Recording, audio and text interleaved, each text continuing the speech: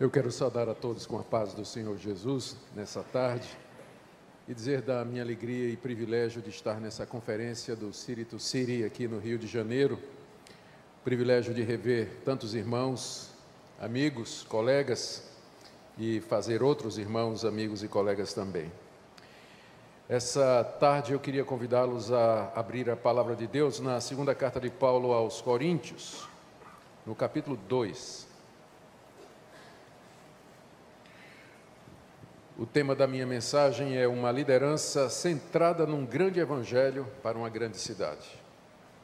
E eu creio que a melhor maneira de falar sobre esse tema é a partir do apóstolo Paulo, a liderança mais destacada do Novo Testamento. Nós vamos do verso 14 até o capítulo 3, verso 18. Mas antes disso, deixe-me dizer algumas coisas a respeito do texto, em preparação para a nossa explicação. Paulo escreveu essa carta para a igreja que ele havia fundado na cidade de Corinto. Corinto era uma das grandes cidades da época. Era uma cidade portuária, portanto abrigava pessoas de várias nacionalidades, era uma cidade multiétnica, era uma cidade onde havia uma grande diversidade, não só racial, mas de status, ricos, poderosos, pobres, carentes, necessitados. Era uma cidade que, por sua importância, hospedava os Jogos Istmicos, que concorriam com os Jogos Olímpicos que eram feitos em Atenas. Não é sem razão que Paulo, nas duas cartas que escreve aos Coríntios, usa muitas metáforas tiradas dos Jogos. Também Corinto era uma grande cidade no sentido de que abrigava muitas escolas de filosofia. Talvez Corinto perdesse pouco para Atenas, que era a capital do conhecimento daquela época. Mas em Corinto havia escolas de filosofia. Os coríntios gostavam de filosofia como nós brasileiros gostamos de futebol. E também não é à toa que é lá em Corinto que se desenvolve uma mentalidade partidária na igreja. Eu sou de Paulo, eu sou de Apolo, eu sou de Pedro, eu sou de Cristo, que era um reflexo exatamente da competição e da concorrência que havia entre as escolas de filosofia na cidade de Corinto. Os novos convertidos transferiram para os líderes cristãos o mesmo apego e idolatria que tinham com os seus filósofos prediletos. E Corinto também era centro religioso. Ela abrigava muitos templos dedicados às divindades pagãs daquela época, as religiões gregas, as religiões de mistério. Elas encontravam em Corinto um verdadeiro centro de peregrinação, conforme a arqueologia nos tem mostrado restos de templos dedicados, inclusive a deusa Afrodite, e as informações de historiadores, inclusive não cristãos, que falam da religiosidade da cidade de Corinto. E foi nessa grande cidade que Paulo foi pregar um grande evangelho. Ele mesmo nos dá um relato de como ele pregou o evangelho na primeira carta, capítulo 2, dos versos de 1 a 5. Ele diz que quando chegou em Corinto, ele propôs que ele pregaria somente a Cristo e esse crucificado. E que ele faria isso em temor e tremor na presença de Deus, porque ele queria que a fé dos coríntios se baseasse no poder de Deus e não na habilidade do apóstolo Paulo. Paulo, grega e hebraica, capaz de fazer muitos seguidores, contudo, ele foi para Corinto ajudar as pessoas com seus problemas, foi para Corinto pregar a cruz de Jesus Cristo. É isso que ele, na cruz do Calvário, a justificação que Deus nos concede gratuitamente pela fé nisso, pela sua ação, em 4 grupos, 3 dos quais certamente eram contra Paulo, porque na hora que se dizia, eu sou de Pedro, isso significava dizer, eu não sou de Paulo. Mesmo que Paulo tenha sido o fundador da igreja, temos sinais que nós encontramos na região da Galácia, que levou Paulo a escrever a carta aos Gálatas. Esses falsos no alto do Monte Sinai do apóstolo Paulo. Se Paulo era de Deus, por que Paulo sofria tanto? Por que ele apanhava em alimentos um enviado seu? Além disso, Paulo negava as grandes tradições de ação na pessoa de Jesus Cristo. Ele dizia que os sacrifícios feitos no templo já não tinham qualquer valor, uma vez que Cristo é o Cordeiro de Deus que tira o pecado do mundo, de que ele tinha interesses financeiros, que ele estava querendo começar uma nova religião. Os coríntios haviam sido enganados pelo apóstolo Paulo, que pregava um falso evangelho, não tinha autorização, não tinha como minar a autoridade de Paulo com esses ataques pessoais. Eles também minavam a autoridade da sua mensagem e apresentavam oposição. Mas foi exatamente a eles, aos coríntios, que Paulo ofereceu uma exposição de como um grande evangelho produz uma grande liderança em meio a grande perseguição em uma grande cidade. A segunda carta aos Coríntios foi escrita, entre outras coisas, para apresentar uma apologia ao ministério do apóstolo Paulo. Essa é uma das razões, não é a única, mas é talvez a principal razão pela qual o apóstolo Paulo escreve à igreja de Corinto, essa que nós conhecemos como a sua segunda carta. Aqui ele defende o seu ministério das acusações feitas por estes homens. Não é que Paulo era auto-justificante, ou vivia, ou estava tentando se justificar para preservar a sua imagem. É que ele sabia muito bem que a mensagem que ele tinha pregado cairia ou ficaria de pé conforme a sua reputação. Se Paulo fosse desmoralizado, se ele não tivesse resposta para dessas acusações, a mensagem que ele tinha pregado cairia também no descrédito, porque nós não podemos separar a mensagem do mensageiro, embora sempre a mensagem é maior do que o mensageiro, mas existe uma ligação entre o mensageiro e a sua mensagem. Se ele cai no descrédito, a sua mensagem também. Por isso Paulo sente a necessidade de, para preservar o evangelho, fazer uma apologia do seu ministério. E ele começa a fazer isso aqui no capítulo 2, a partir do verso 14. Ele vai até o capítulo 7 fazendo isso.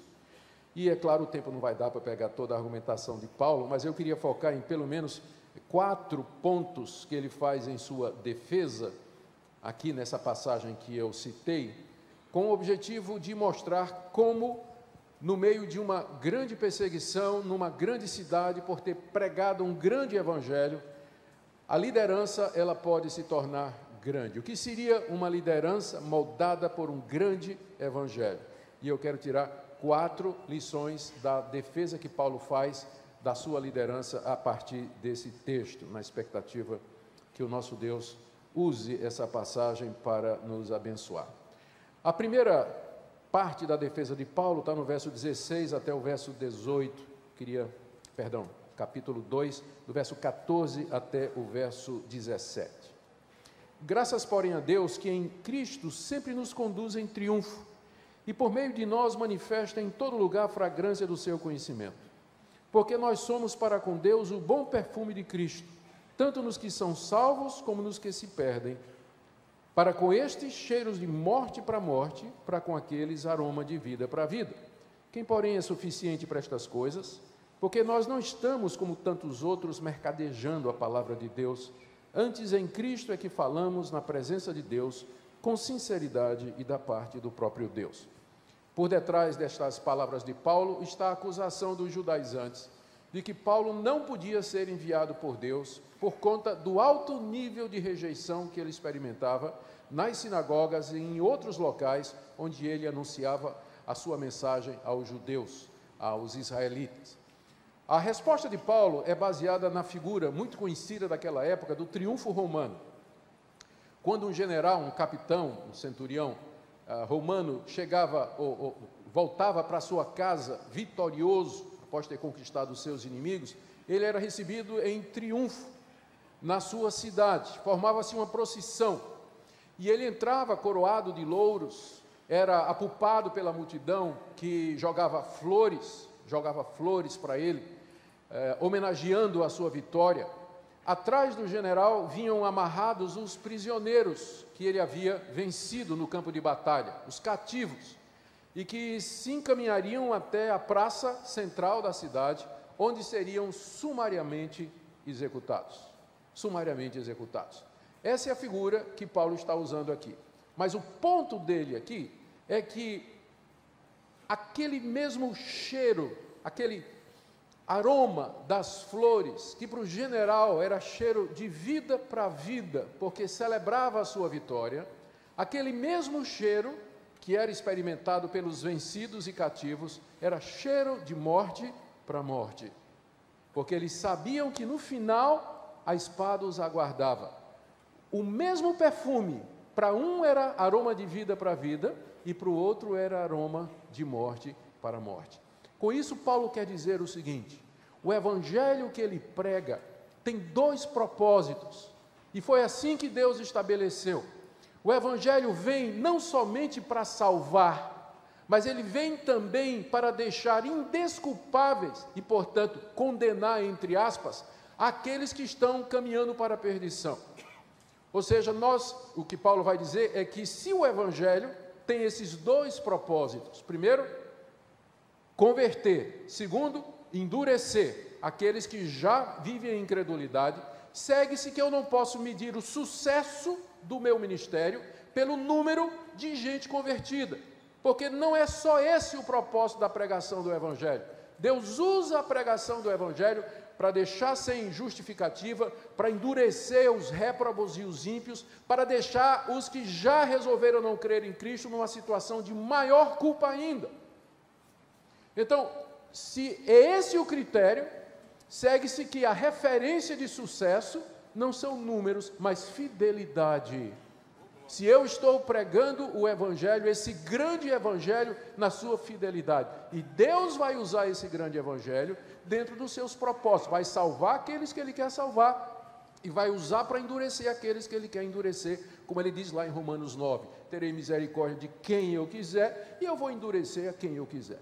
Estamos chegando no campo dos grandes desígnios de Deus, e não é o nosso projeto entrar aqui agora, mas é exatamente essa a argumentação do apóstolo Paulo. Agora vamos reler o texto à luz dessa explicação. Graças a Deus, porém, que em Cristo sempre nos conduz em triunfo.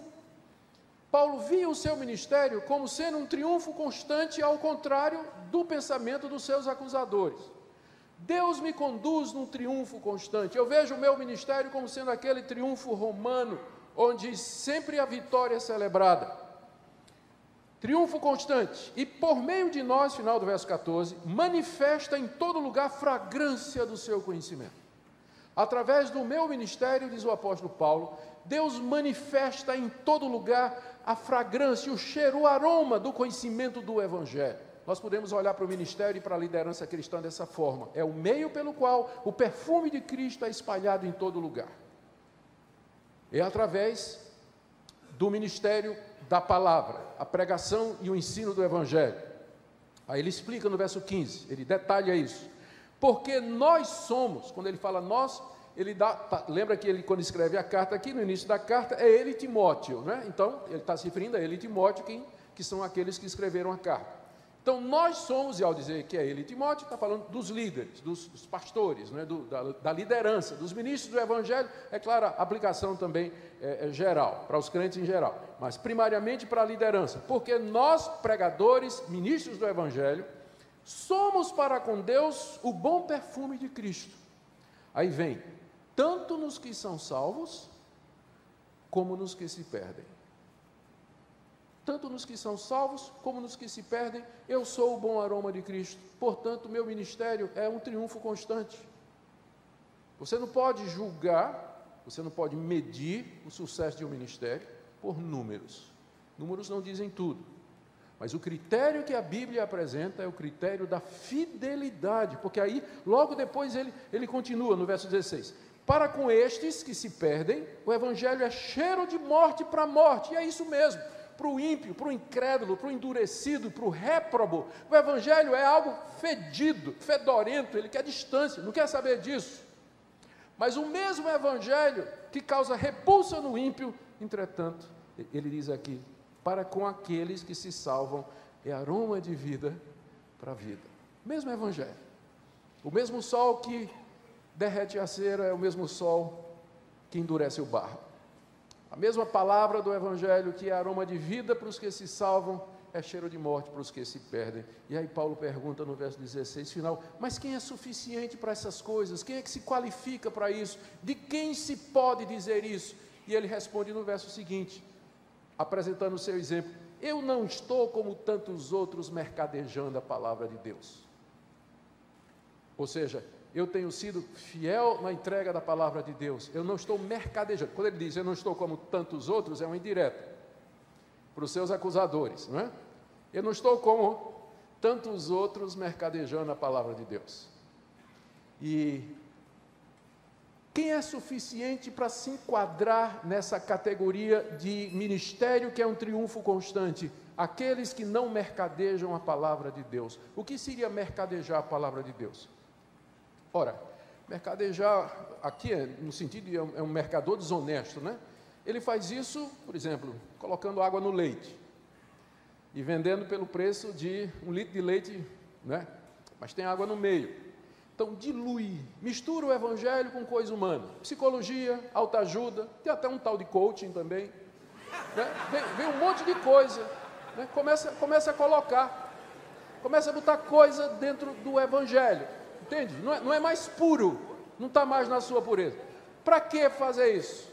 Para tornar mais palatável, na tentação de ganhar mais adeptos, a tentação de encher igreja. Pessoas mercadejam o evangelho, misturam alguma coisa para tirar esse cheiro de vida para a vida, ou cheiro de morte para alguns, para de alguma forma encher as suas igrejas. E aí o pessoal vai usar todo tipo de método, não é? Vai usar todo tipo de método. Gente, eu sou pragmático num certo sentido. Eu creio que, é claro, nós precisamos de metodologia, precisamos ter um propósito, ter um alvo, ter um modelo, alguma coisa. Eu creio que a gente deve fazer isso. Mas o bom senso ensina que nem todo método é bom. E que a gente precisa ter alguma prudência e sabedoria na hora de escolher métodos. Por exemplo, música. A Bíblia não define o que é música sacra, não existe um ritmo sacro. Mas eu acho muito complicado no canto congregacional você cantar um pagode, ou então um funk carioca. Paulista, tá, tudo bem, eu estou no Rio. Fica complicado isso, não é que é errado, mas não convém. Vocês me permitem um exemplo? É feio o exemplo, mas eu não conto coisa melhor. Imagine que um dia você vai lá na minha casa, eu lhe convido para jantar, e aí eu sirvo sopa no pinico. Pastor, o que é isso, pastor? Não, meu irmão, está limpinho. Lavei, desinfetei, fiz tudo, está limpo. Você pode tomar sopa com tranquilidade. Eu sei, pastor, mas é um pinico. Qual é o problema? A associação.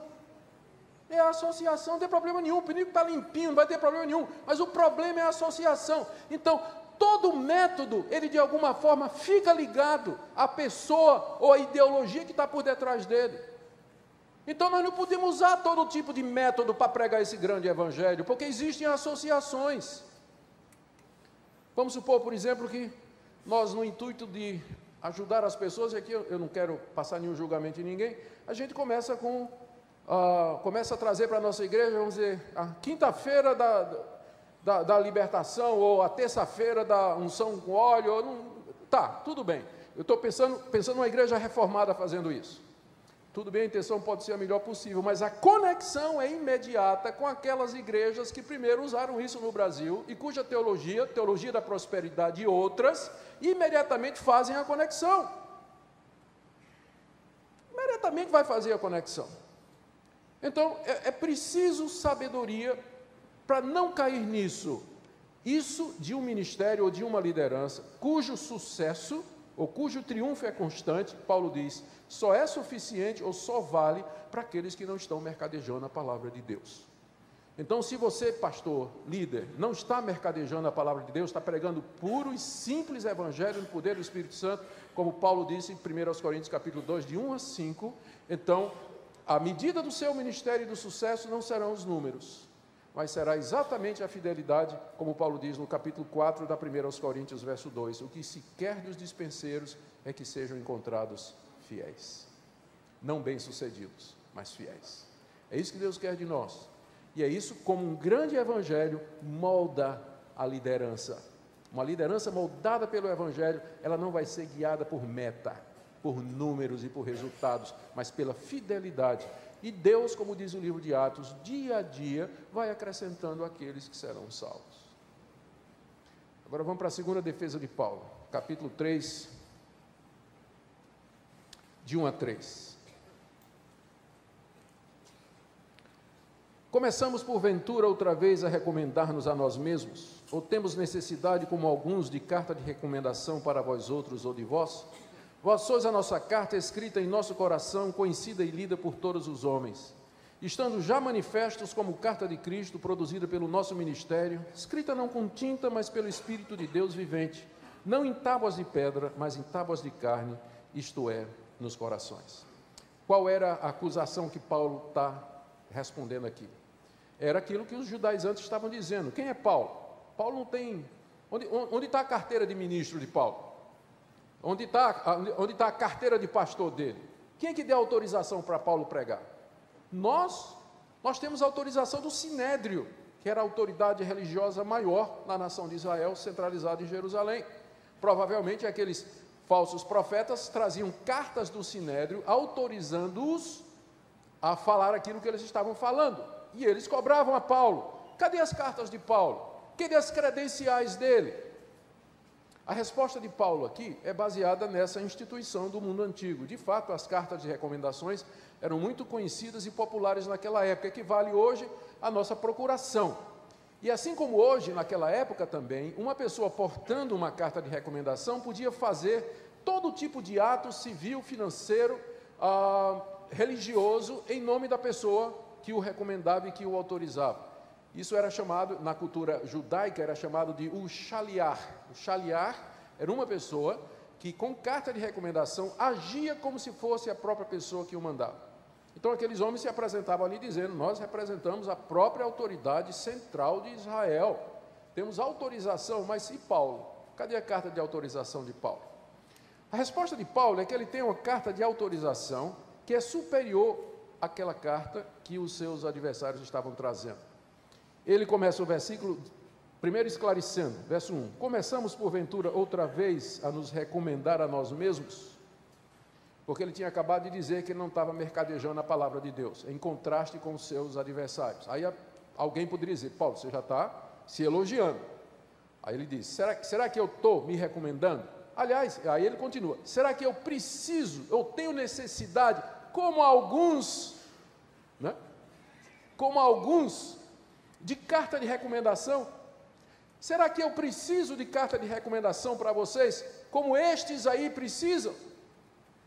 E ele diz porque ele não precisa. Verso 2: vós sois a nossa carta, escrita em nosso coração, conhecida e lida por todos os homens, estando já manifestos como carta de Cristo, produzida pelo nosso ministério.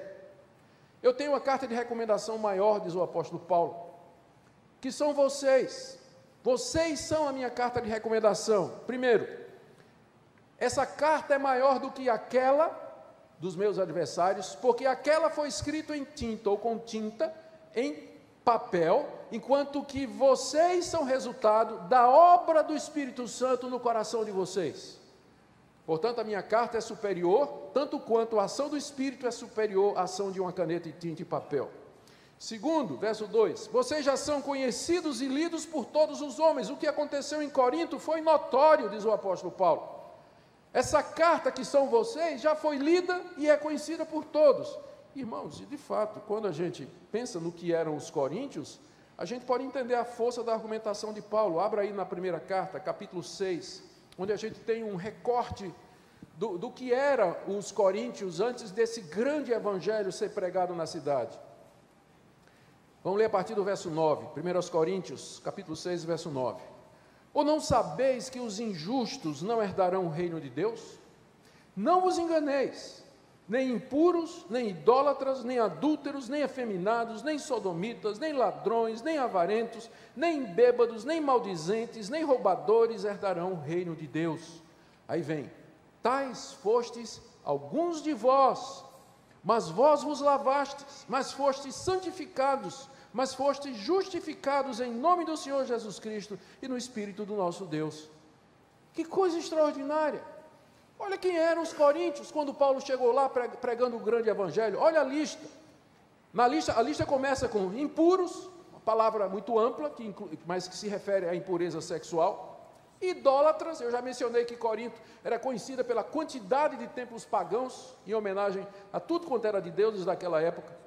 Adúlteros, o adultério era tolerado na sociedade greco-romana, era muito comum um homem casado ter 2, 3 amantes com o conhecimento da sua própria esposa. Adultério era muito comum. Efeminados, escritores não cristãos, eles pelo menos, não sei se foi Suetônio que escreveu sobre a vida dos Césares de Roma, pelo menos dos 10 Césares, ele diz que 9 praticavam o homossexualismo e um morava com um efeminado no palácio, era casado com um efeminado no palácio. A palavra efeminado, malakos, no grego, significa rapaz macio.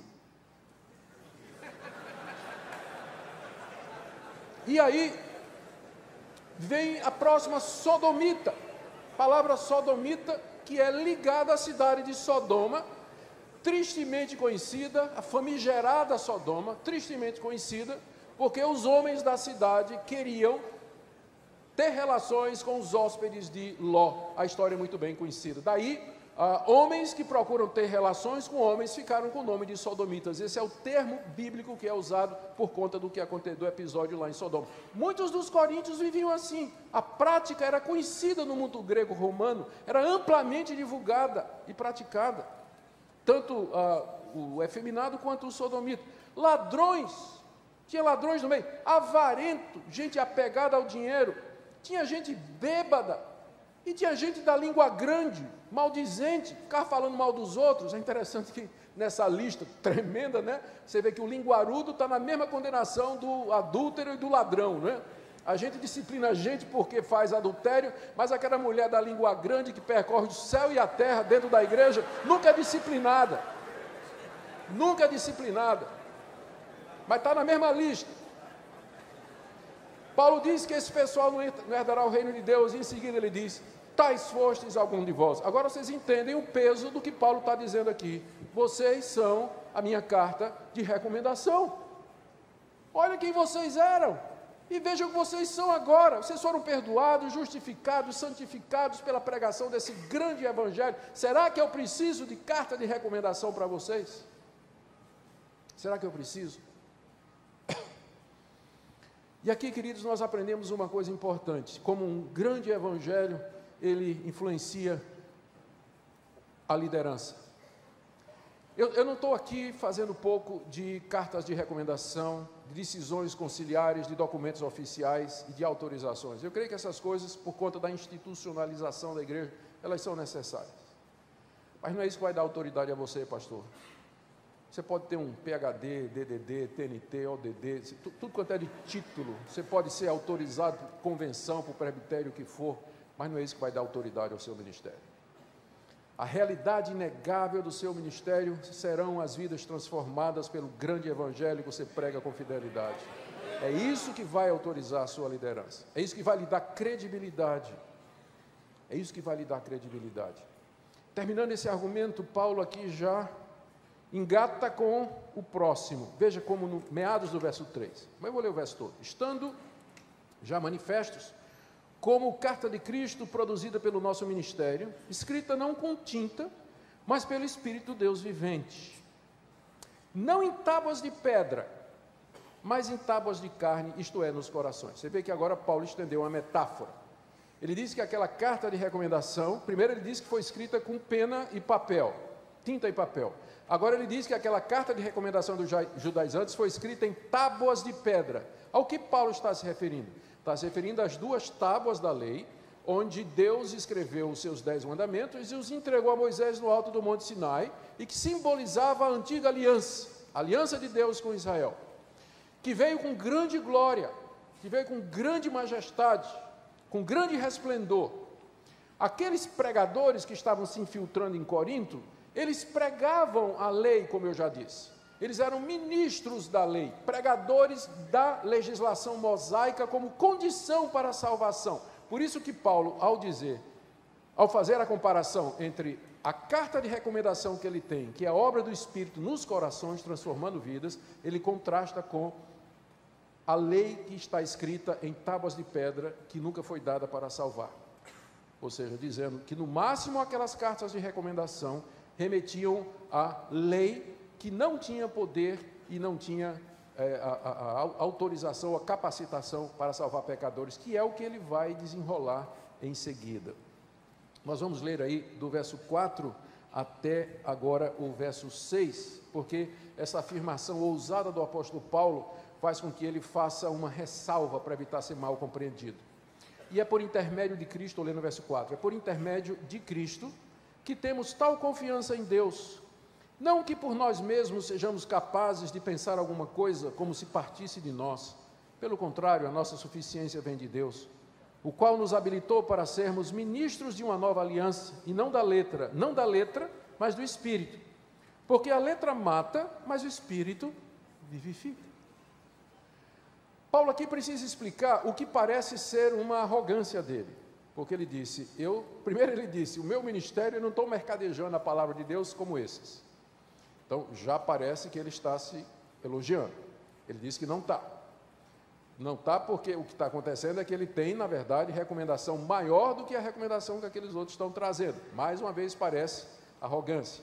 Então ele diz, no verso 4, que essa confiança que ele tem, essa ousadia que ele tem para dizer essas coisas, ele diz que é por intermédio de Cristo em Deus que ele tem essa confiança. Ou seja, não é por nada dele, ele sabe que por si só, ele não tem condições nenhuma, ele sabe que não é suficiente para essas coisas por ele mesmo.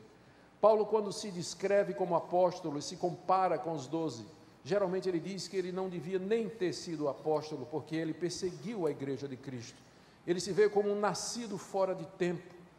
Ele vê como alguém que foi tirado das trevas pela graça de Deus, e somente pela misericórdia de Deus é que ele estava no ministério. Ele sempre se refere ao seu chamado e ao seu ministério como sendo graça, é o mesmo termo que ele usa para a salvação dele. Da mesma forma que ele foi salvo pela graça, ele sabia que era pela graça que ele estava no ministério. Então ele ressalta isso quando ele diz que essa confiança que ele aparenta ter, que ele mostra ter, na verdade, ele tem por intermédio de Cristo, por causa daquilo que Cristo fez na cruz, por conta da sua ressurreição e do seu chamado vencedor.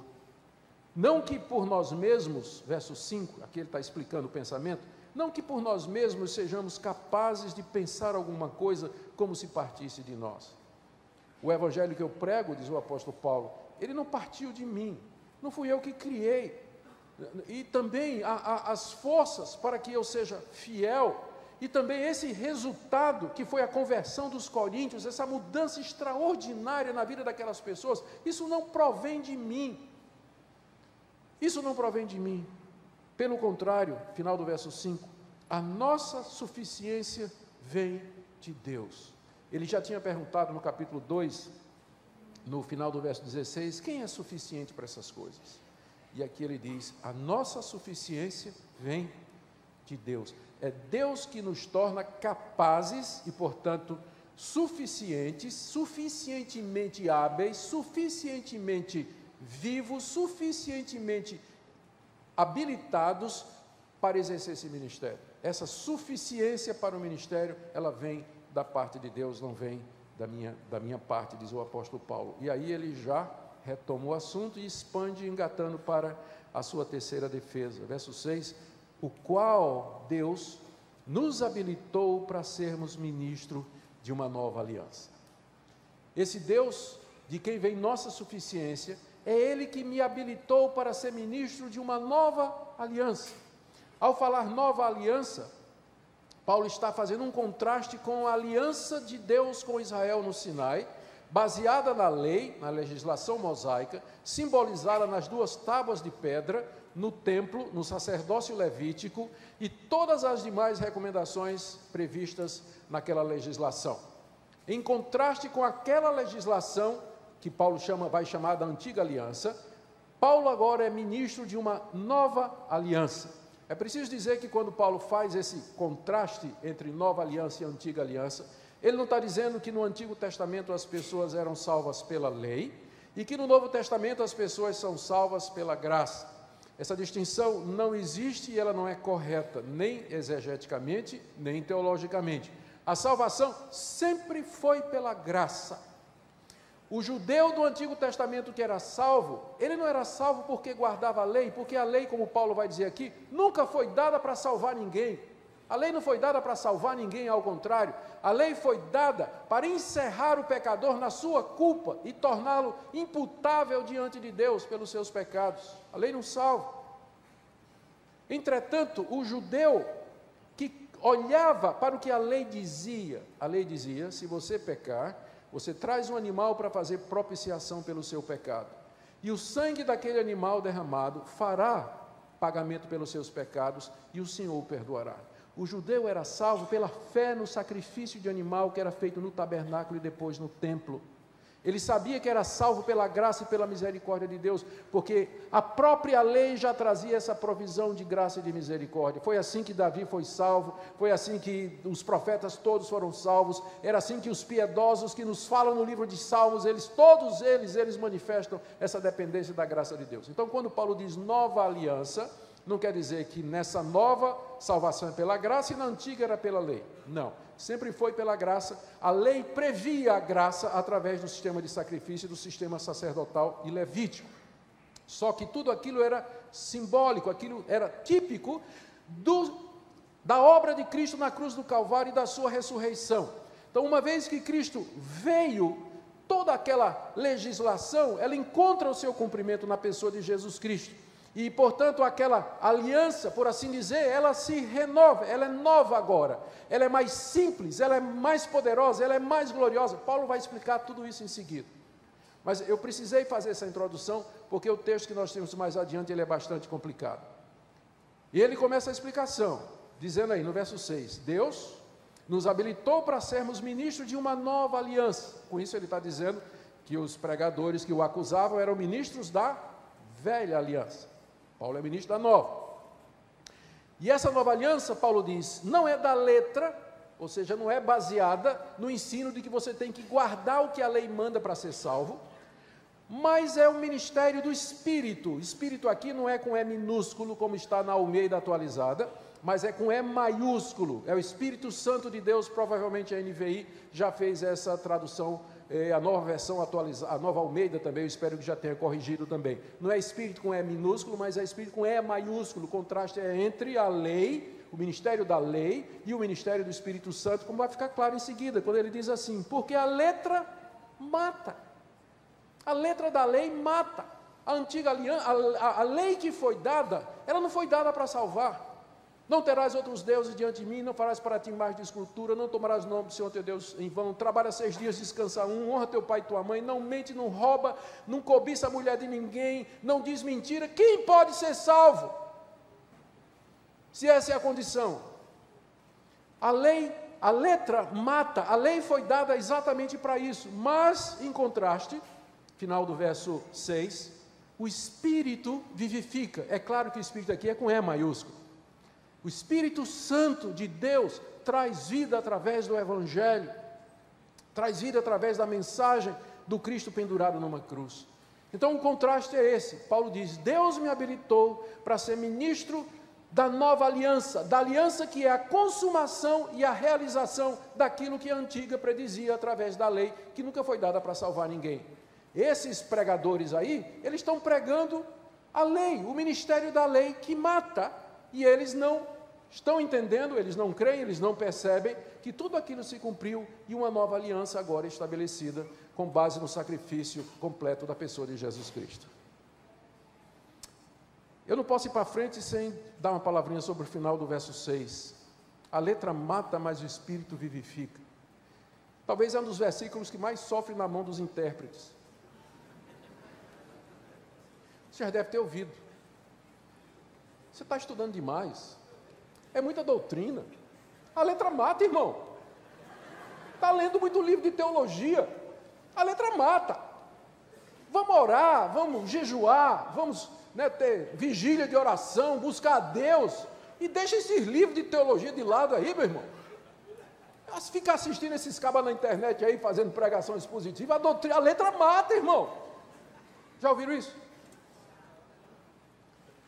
Irmão, tem pastor que até tira culto de doutrina da igreja, para botar culto de outra coisa. Quando a Bíblia fala de pastor, lá dos dons do Espírito, lá em Efésios capítulo 4, diz assim, que Deus deu à igreja apóstolos, profetas, evangelistas, pastores e mestres. Você percebe que é uma diferença. Literalmente está dizendo assim, uns para apóstolo, outros para profetas, outros para evangelistas e outros para pastores e mestres. Então, poderia ser traduzido assim, pastores que também são mestres. Como é que alguém pastoreia a igreja? Ele tem que ser mestre para ensinar a igreja, ele pastoreia a igreja pela palavra, ensinando a palavra de Deus ao seu povo, por isso que é pastor mestre. Quando o pastor tira a doutrina da sua igreja, ou ele não tem nenhuma, ou ele não sabe ensinar. E aí ele inventa culto de tudo quanto é tipo. Quando ele acaba com o ensino na igreja. Quando, na verdade, o pastor é chamado para ser pastor mestre, ele tem que ensinar. Ele não pode estar dizendo assim, meu irmão, letra mata, doutrina mata, não vamos, irmão, vamos tirar aqui, não vamos ter mais escola dominical, e diz assim, você é lindo, e todo esse tipo de coisa aí, que eu já vi em igreja acontecer isso. Não. A letra mata, mas o Espírito vivifica, é um contraste entre o Antigo Testamento, o ministério da lei mosaica, e o ministério da nova aliança pela pregação do Evangelho. Por favor, jogue fora aquele seu sermão em que você interpretou errado essa passagem, e ensinou errado para a sua igreja. Bom, a partir do verso 7 até o verso 11, Paulo faz um contraste entre esse ministério da nova aliança, que é o ministério do Espírito e da vida, com o ministério da antiga aliança, ministério da morte, da lei e da letra. O alvo dele é mostrar aos coríntios a falácia da argumentação daqueles judaizantes que estavam dizendo que o ministério deles era superior à mensagem que Paulo estava pregando. O contraste vai em 2 ou 3 pontos. O primeiro ponto está aí no verso, vamos ler do verso 7 até o verso 11. Se o ministério da morte, gravado com letras em pedra, se revestiu de glória, a ponto dos filhos de Israel não poderem fitar a face de Moisés, por causa da glória do seu rosto, ainda que desvanecente, como não será de maior glória o ministério do Espírito? Porque se o ministério da condenação foi glória, em muito maior proporção será glorioso o ministério da justiça. Porquanto, na verdade, o que foi outrora glorificado, nesse respeito, já não resplandece diante da atual sobreexcelente glória. Porque se o que se desvanecia teve sua glória, muito mais glória tem o que é permanente. Queridos, o pano de fundo desse contraste aqui é o episódio que está registrado em Êxodo, capítulo 34, de quando Moisés desce do monte após 40 dias na presença de Deus, carregando as 2 tábuas da lei. O rosto de Moisés brilhava com a glória de Deus e encandecia o povo de Israel. O povo de Israel não podia olhar para o rosto de Moisés. É como nós, dirigindo, de repente tem um cara de farol alto na frente da gente, não é? A gente não consegue ver. Assim era o rosto de Moisés. E para que o povo de Israel pudesse ver, Moisés coloca um véu. Só que Paulo vai pegar um detalhe aqui, que não aparece lá no Antigo Testamento, mas isso é coisa de exegese de apóstolo, não é? Quando eu digo apóstolo, eu me refiro aos que já morreram. Tá? Os que já morreram. Então, nessa... né? Paulo percebe lá na história de Êxodo, no relato, uma coisa que não escapa a olho nu nosso. É que aquele brilho no rosto de Moisés, ele ia todo dia diminuindo um pouquinho. Então, encandecia, mas todo dia o brilho diminuía. Veja o que é que Paulo faz com isso. Olha a comparação. Primeiro, verso 7. Ele diz, se o ministério da morte, está se referindo à antiga aliança, pregação dos judaizantes, tem que guardar a lei, ele chama de ministério da morte, porque é morte. Você tentar salvar pela lei, é morte.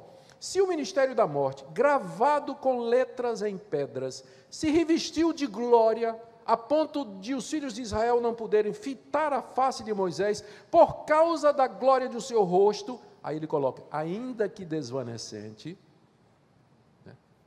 Então, não está lá no Antigo Testamento, mas Paulo está dizendo, todo dia aquela glória diminuía um pouquinho, todo dia o brilho diminuía. E aquilo era um sinal. Paulo aqui vê algo escatológico aqui. Ele interpreta escatologicamente. Isso era um sinal de que a glória da antiga aliança estava passando. Que ela diminuía e que ela ia dar lugar a um outro ministério, cuja glória era permanente e superior, a ponto de ofuscar completamente a glória da antiga aliança. Ora, se o ministério da antiga aliança, que veio em glória, a ponto de cobrir o rosto de Moisés por causa do brilho, ainda que esse brilho diminuía, se isso teve glória, pergunta ele no verso 8, como não será de maior glória o ministério do Espírito Santo, que é o ministério do qual eu sou ministro, diz o apóstolo Paulo, do Espírito que foi derramado no dia de Pentecostes, e que capacitou e deu poder à igreja para levar esse grande evangelho para a grande cidade, falando de um grande Cristo, a teologia de um grande Deus, que é isso que nós precisamos. O Deus de muitas igrejas no Brasil é um Deus miúdo, pequeno, que você pode contrariar do jeito que quiser, ele só vai balançar a cabeça, tá bom? Vou respeitar seu livre-arbítrio. Faz o que tu quer, vai embora, né? Não posso fazer nada se você não fizer. Preparei tudo para você, mas se você não quiser, não vai acontecer nada. Tudo bem, vou ficar eternamente no céu, frustrado lá, porque todo mundo que eu queria não está lá. Não, nós precisamos de uma teologia de um grande Deus, um Deus soberano, Senhor, que é capaz de cumprir a sua palavra e realizar os seus intentos. Esse é o ministério do Espírito, e Paulo diz, se o ministério da morte teve glória, imagine o ministério do Espírito. Ele continua, o contraste no verso 9, porque se o ministério da condenação foi glória, em muito maior proporção será glorioso o ministério da justiça. O ministério da justiça não é da brasileira não, tá? Quando ele diz ministério da justiça, é o ministério, ou seja, a pregação de como Deus justifica pecadores.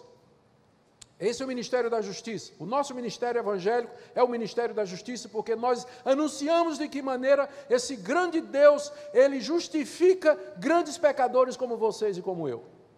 Ora, se o ministério que condenava teve glória, imagine agora o ministério que justifica, que ensina a justificação mediante Jesus Cristo. Verso 10 e 11 ele conclui, porque na verdade o que outrora foi glorificado nesse respeito, já não resplandece diante da atual sobreexcelente glória. Paulo está dizendo, a glória do ministério do Espírito, do ministério da justiça é tão grande, que a glória do ministério de Moisés já não brilha, o brilho empalideceu. E a gente quando lembra, era muita glória, irmãos, não era só o rosto de Moisés que brilhava não, a nuvem tinha descido sobre o monte, o topo do monte ardia em chamas, havia um forte clangor de trombetas, o povo não podia nem tocar no fogo, na base do monte, porque seria apedrejado, os animais também. Muita glória, Paulo está dizendo, isso aí é nada, comparado com a glória do ministério da justificação, o ministério do Espírito, o ministério do Evangelho. É essa consciência que um grande evangelho vai fazer na nossa liderança. Eu vou chegar na conclusão daqui a pouco. Portanto, ele diz no verso 11, se o que se desvanecia teve a sua glória, muito mais glória tem o que é permanente. Com isso, Paulo está... O contraste aqui é o seguinte, que o ministério da antiga aliança, ele era provisório.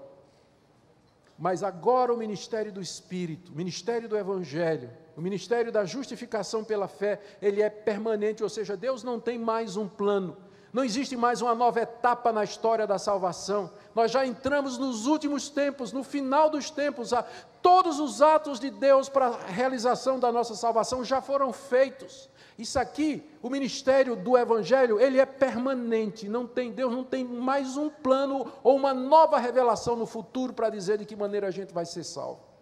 Ao dizer isso aqui, Paulo diz, percebe-se que Paulo já considera que o Evangelho já estava suficientemente definido na sua época para não acomodar mais novas revelações, ou gente chegando e dizendo, Deus me disse que ele tem uma maneira diferente para salvar as pessoas. Ao dizer que esse aqui já é o definitivo e glorioso, Paulo então já indica a sua consciência de que o Evangelho já tinha sido dado de uma vez por todas ao seu povo, e que ele já tinha os seus limites nitidamente traçados. Porque se não fosse assim, como definir um falso profeta no período do Novo Testamento? A não ser que os limites do que é o Evangelho já estivessem sido definidos. Então ele diz, isso aqui é permanente. Se o que era provisório tinha glória, imagine a glória agora daquilo que é permanente. E aí, irmãos, caminhando para o fim, sim, com isso, a implicação disso aqui para nós a consciência de que nós temos, o privilégio que nós temos, dessa liderança centrada nesse grande evangelho, de anunciarmos aquilo que é o plano, o ponto e a parte final do evangelho de Deus em toda a sua glória. Que privilégio para nós. Então, a pessoa cujo ministério é centralizado no grande evangelho, ele vive uma atitude de gratidão, uma atitude de submissão a Deus, pelo grande privilégio de ter sido chamado para pregar. Deixe-me correr para o final, que meu horário já está praticamente no fim. Do verso 12 a 18, Paulo volta a explicar por que é que os judeus agora, à luz de tudo isso que ele diz, por que é que os judeus não acreditam nisso? Por que é que os judeus não viram a glória desvanecente?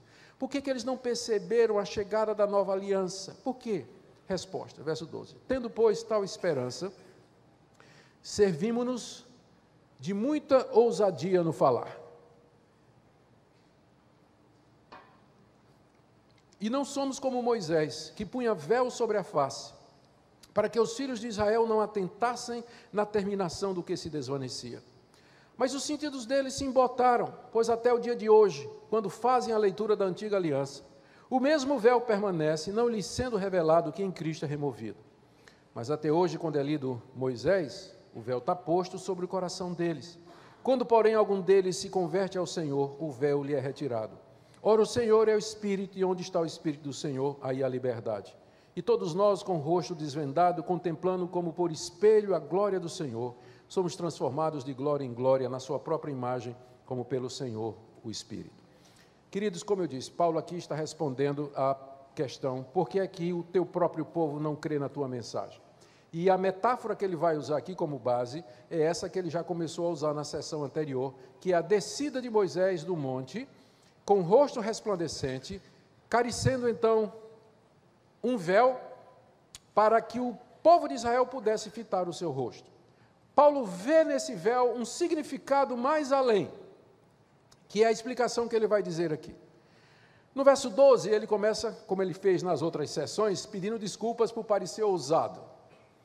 Tendo, pois, tal esperança, a esperança aqui é a certeza de que o ministério do Espírito é glorioso e cuja glória é superior à antiga aliança, eu me sirvo de muita ousadia no falar, e é mesmo, o que ele vai dizer aqui é muito ousado. Ele vai dizer que o ministério dele é maior do que o de Moisés. No verso 13, não somos como Moisés, que punha véu sobre a face, para que os filhos de Israel não atentassem na terminação do que se desvanecia.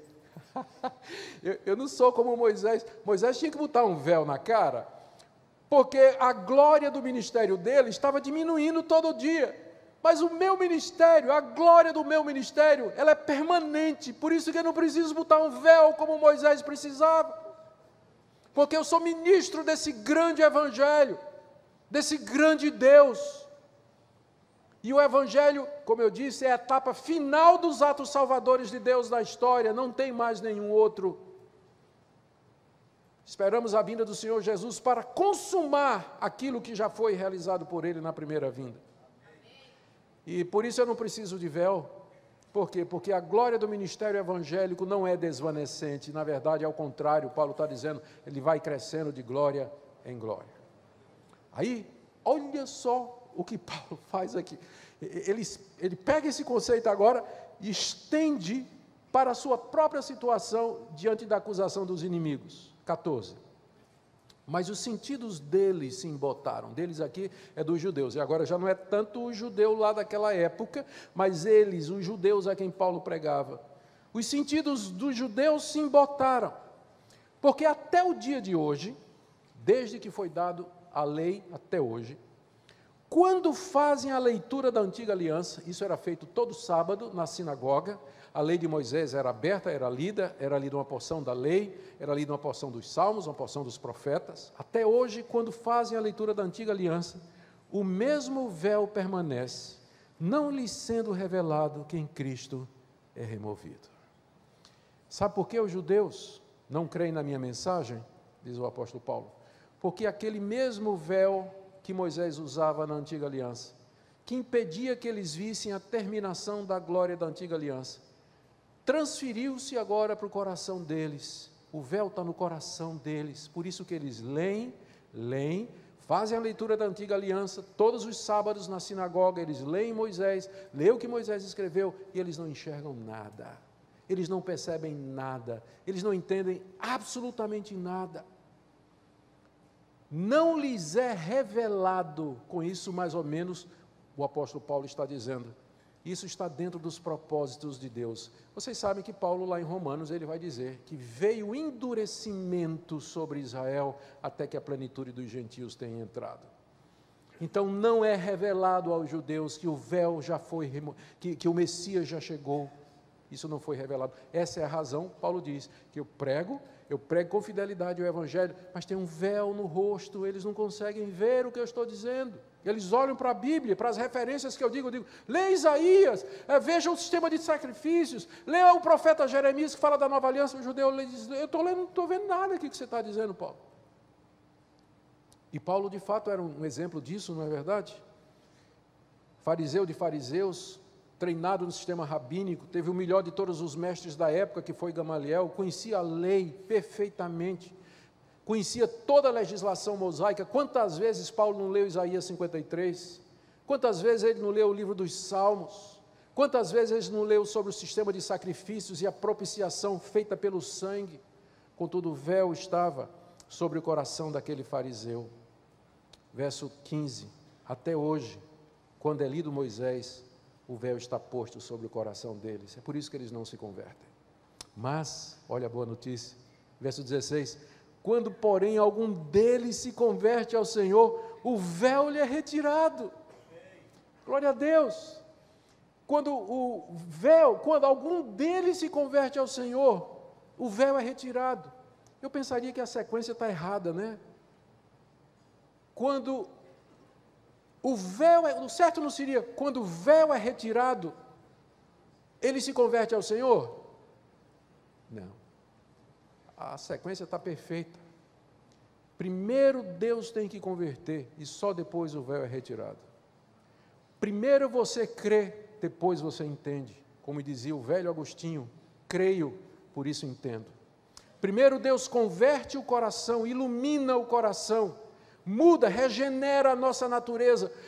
E aí nós podemos ver, nós podemos enxergar, porque nós estamos mortos. É primeiro necessário que Deus nos dê vida, para que, como vivos, nós possamos olhar para Jesus, crer nele, nos arrepender dos nossos pecados, mudar a nossa vida. Pergunte ao apóstolo Paulo se não foi assim. Aquele judeu conhecedor do Antigo Testamento, absolutamente convencido de que o cristianismo era uma praga que precisava ser exterminada, a caminho de Damasco para prender os cristãos e encerrá-los na prisão, quando Cristo, com o brilho da sua glória, é interessante que lá o relato diz que o brilho era maior do que o brilho do sol, a glória da nova aliança, Cristo aparece com toda a sua glória, não respeita o livre-arbítrio de Paulo. O fariseu estava decidido, já tinha tomado uma decisão, mas não respeita, vai embora, derruba Paulo, entra com tudo na vida de Paulo. E Paulo, rendido, pergunta, quem és, Senhor? E se rende ao Senhor da glória. E é a partir daí que Paulo vai reler o Antigo Testamento e dizer, peraí, agora eu tenho que refazer minha teologia toda, porque agora sim, agora eu entendi, Cristo de fato é o Messias, eu agora creio, agora eu tenho que refazer tudo o que eu aprendi. E aí então ele vai para as Escrituras, lê Isaías 53, mas está tudo aqui, como é que eu não vi isso antes? Quando alguém se converte ao Senhor, o véu lhe é tirado. É assim que funciona, é nessa sequência. Por quê? Verso 17. Porque o Senhor é o Espírito, e onde está o Espírito do Senhor, aí há liberdade. Paulo não está confundindo as pessoas da Trindade. Ele sabe que há uma diferença entre Deus Filho, Jesus o Senhor e o Espírito Santo. Porém, o que ele quer dizer aqui é que o Senhor Jesus e o Espírito Santo agem juntos nesse processo maravilhoso de conversão, remoção do véu, para que a pessoa tenha agora essa liberdade. Que versículo maravilhoso, verso 16. E onde está o Espírito do Senhor, ou seja, onde o Senhor e o Espírito agem, convertendo o coração e tirando o véu, aí há liberdade. É evidente que, pelo contexto, liberdade aqui é a liberdade do véu, que você agora pode olhar para o Antigo Testamento, sem véu, e você agora pode entender e compreender o Antigo Testamento da maneira correta. É essa liberdade que Paulo está dizendo aqui. Onde está o Espírito do Senhor, aí há liberdade. Liberdade para ler o Antigo Testamento sem véu, entendendo que o centro das Escrituras é o Senhor Jesus Cristo. E mais uma vez, esse versículo tem sofrido muito na mão dos intérpretes. Eu tenho ouvido o pessoal dizer o seguinte: gente, onde tem o Espírito do Senhor tem liberdade. Pode... Todo tipo de macaquice no culto é justificada com esse versículo. Onde tem o Espírito do Senhor tem liberdade. Pode pular, pode dançar, pode sambar. Vi até um vídeo de um pastor subindo num pau de sebo na igreja, depois de supostamente ter recebido o Espírito Santo. E coisas dessa natureza. Aí, em nome do Espírito Santo, e dizendo que onde está o Espírito do Senhor tem liberdade, eles trazem isso para o culto vira uma bagunça. O pessoal inventa de tudo no culto e aproveita para fazer entretenimento, porque o ideal, o certo é encher a igreja, não é isso? Onde tem o Espírito do Senhor, tem liberdade para fazer o que for necessário para encher a igreja. Gente, esse versículo não está falando disso. Vou dar para vocês 3 regrinhas de interpretação. Número 1, contexto. Número 2, contexto. Número 3, contexto. Leia o versículo à luz do seu contexto. Liberdade aqui é liberdade hermenêutica, para você entender o Antigo Testamento sem o véu. E não liberdade cultica para você fazer o que quiser. Onde tem no Novo Testamento que a presença do Espírito Santo no culto destrambelha tudo? Ao contrário. A igreja de Corinto pensava que era uma igreja espiritual e era uma zorra o culto deles. Todo mundo falava em línguas ao mesmo tempo, não tinha intérprete, profeta dizendo Cristo é anátema. O que é que Paulo faz? Capítulos 12, 13 e 14. Irmão, se o culto é espiritual, vai falar 2 em línguas, no máximo 3, por sequência, e tem que ter intérprete. Ué, Paulo, está amarrando o Espírito Santo? Está amarrando o Espírito Santo, está dando ordem, está limitando o Espírito Santo? Não. Porque onde está o Espírito, aí a ordem e decência. Aí a verdadeira espiritualidade. Aí a verdadeira espiritualidade. Então, pastor, é o segundo sermão que você vai jogar fora. É esse aqui. Em que você usou esse texto para mandar a sua igreja fazer o que quiser durante o culto. Tá? Jogue fora, por favor. Eu termino com o verso 18. Todos nós com o rosto desvendado. Olha que maravilha. Todos nós, e agora ele estende para os cristãos, né? Todos nós, com o rosto desvendado. Gente, já pensou o seu privilégio? Você não tem mais aquele véu na cara. Né? Com Cristo o véu foi tirado, agora com o rosto desvendado, contemplando, ainda que como por espelho, a glória do Senhor. Nós podemos agora ver a glória do Senhor Jesus, que é a imagem perfeita do Deus verdadeiro.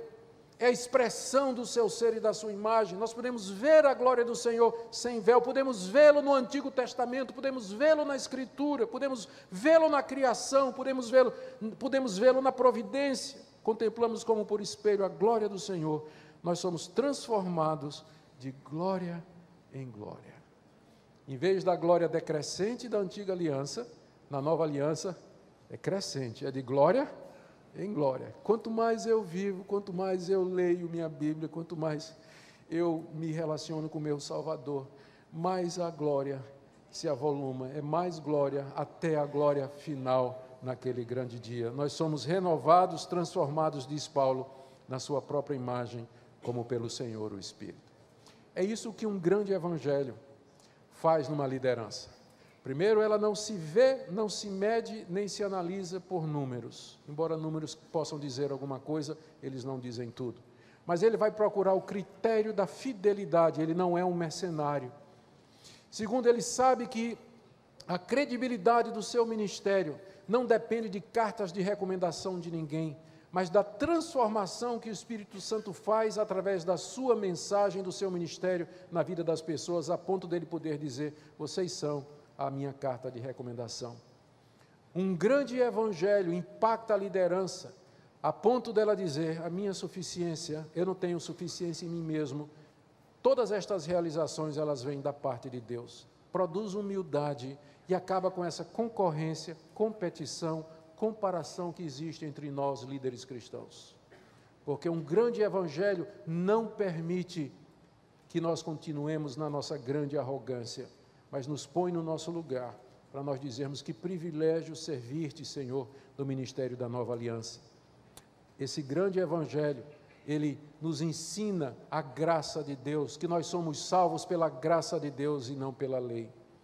Eu não entendo, irmãos, como é que ainda, mais uma vez eu peço desculpas se eu particularizo, mas eu não entendo como é que no meio evangélico se celebra a glória da antiga aliança.